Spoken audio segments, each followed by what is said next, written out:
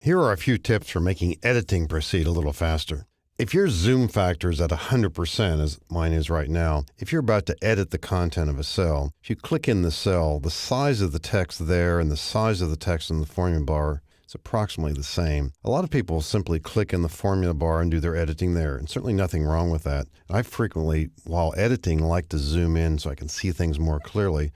Another way to edit is simply to double-click in a cell, and not just double-click anywhere, double-click where you want to make the change. Now, maybe I want to put in the word items here instead of goods or something. So where might I double-click? I'm talking about cell A13 here. I might double-click near the end of the word or near the beginning, but when you do double-click on a cell, the pointer goes right where you have double-clicked. So if I want to put in a new word or say an adjective here, I'll start typing it. If I want to get rid of the word goods, I'll simply double-click it so you can select a word while editing. Maybe I'll put in the word items this way. Also while editing, and this isn't real important in a short entry like this, but if you have a lot of text, if you want to move the cursor along a word at a time, hold down the Control key and use right arrow, word at a time, or left arrow, either way. Also in longer entries, pressing end moves the cursor to the end of the line. Home puts it at the beginning of the line.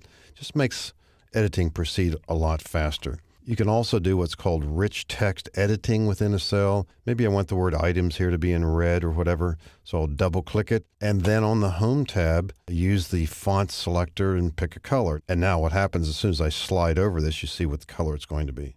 What is strange though is once you make the selection, it's in a reverse color. Just click outside of it. So this just makes it a bit faster. Now, occasionally, but rarely, a third way to edit is simply to press F2. That starts the editing process. That goes way back into the beginnings of Excel, probably not widely used anymore, but occasionally it's handy as well. So you can make editing proceed faster than normal just by learning a few tips. And I do recommend, if you have to make extensive changes within a certain part of a worksheet, zoom in, make it large and clear, and then you avoid all those little tiny issues about is it a comma, is it a period, and that sort of thing. Editing is simple and straightforward and shouldn't take that long.